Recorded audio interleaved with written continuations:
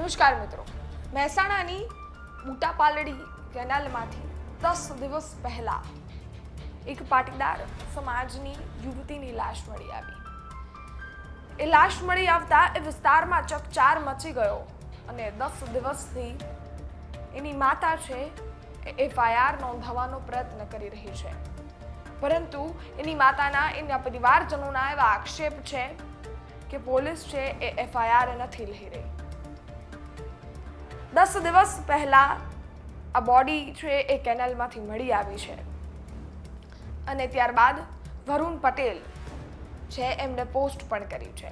ફેસબુકમાં post કરતા એમણે દીકરીના ન્યાયની માંગણી કરી છે।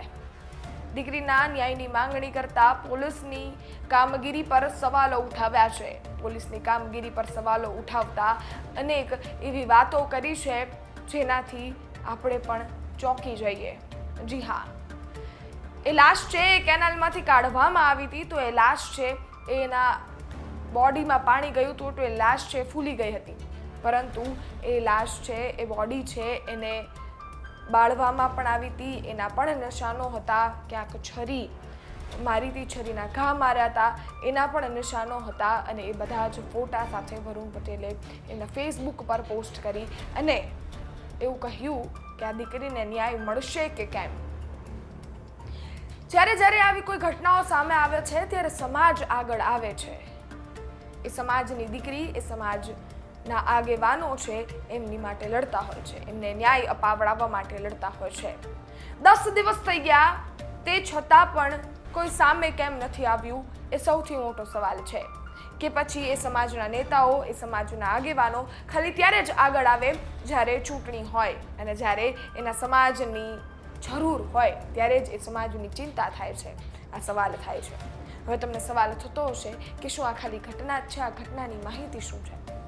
આ ઘટનાની માહિતી અમે મેળવવાનો પ્રયત્ન કરી રહ્યા છે, પરંતુ આ દીકરી છે એની માહિતી મળશે। આ દીકરી છે એનું નામ સંગીતાબેન છે, સંગીતાબેન પટેલ છે, જે 30 થી 42 વર્ષના હોવાનું સામે આવે છે। સાથે જ એમના પિતા છે એમનું અવસાન થઈ ગયું છે, એમની માતા અને એમની ભાઈ સાથે રહે છે। એમની માતા છે વિધવા છે, એમના ભાઈ છે એને માનસિક બીમારી છે અને એ પોતે વોટર પાર્કમાં કામ કરતા, છૂટું છવાયું કામ કરી પોતાના પરિવારનો ગુજરાન ચલાવતા, પોતાના પરિવારને 2 ટાણા રોટલા જમાડતા। હવે સવાલ એ પણ છે કે આ દીકરી છે એનું મોત થઈ ગયું છે, તો હવે આ પરિવારનું પણ શું થશે? શું સમાજ આની જવાબદારી લેશે? એ સૌથી મોટો સવાલ છે। આ બધાની વચ્ચે આ દીકરી છે એની બોડી મળી આવી છે અને એ બોડી મળી આવતા પોલીસનું એવું કહેવું છે અને એવું પરિવારજનો કહી રહ્યા છે કે આ ઘટના છે એને જીવ ટૂંકાવવાની ઘટના સાબિત કરવા પર બધા ઉતરી પડ્યા છે, પરંતુ જે રીતના શરીર પર નિશાન મળી આવ્યા છે, જે રીતનો શરીરનો હાલ હતો એ જોઈ અને પરિવારને આશંકા થઈ રહી છે કે આ મર્ડર છે, આ હત્યા છે અને એટલે જ પોલીસની કામગીરી પર સવાલો થઈ રહ્યા છે। પરિવારજનોનો એવો પણ આક્ષેપ છે કે પોલીસ છે એ 10 દિવસથી અમે મહેનત કરી રહ્યા છીએ, પરંતુ FIR લેવા તૈયાર નથી અને બીજી બાજુ આ ઘટના છે એમાં તપાસ થઈ નથી રહી। ખાલી આવી રીતે કોઈની લાશ મળી આવે અને જો તપાસ ન થતી હોય તો આ સૌથી ગંભીર મુદ્દો છે। અનેક આવી ઘટનાઓ સામે આવતી હોય છે જેમાં મર્ડર થઈ જતા હોય છે અને ત્યારબાદ રહી કામગીરી થતી હોય છે અને એમાંથી એ પરિવાર પણ સફર કરતું હોય છે, એ પરિવાર પણ આ બધી જ વસ્તુઓ ભોગવતું હોય છે। ખેર, આ ઘટના સામે આવી છે, આ ઘટના અંગે અમે પરિવારજનો સાથે પણ વાતચીત કરવાનો પ્રયત્ન કરી રહ્યા છીએ। સાથે જ આ ઘટનાનું સત્ય શું છે એ સૌથી મોટો સવાલ છે। આ ઘટના પરિવારજનો કહી રહ્યા છે એ છે, વરુણ પટેલે ફેસબુકમાં પોસ્ટ મૂકી છે એ છે, પરંતુ આ ઘટના પાછળનું સત્ય શું છે? આ મોત છે એ હત્યા છે કે પછી આત્મહત્યા? એ સૌથી મોટો સવાલ છે અને પોલીસના કામગીરી પર, પોલીસની એક્શન પર આ બધા જ સવાલો ઊભા થઈ રહ્યા છે। એનું કારણ પણ શું છે એ પોલીસ સામે આવી કહે તો ખબર પડે।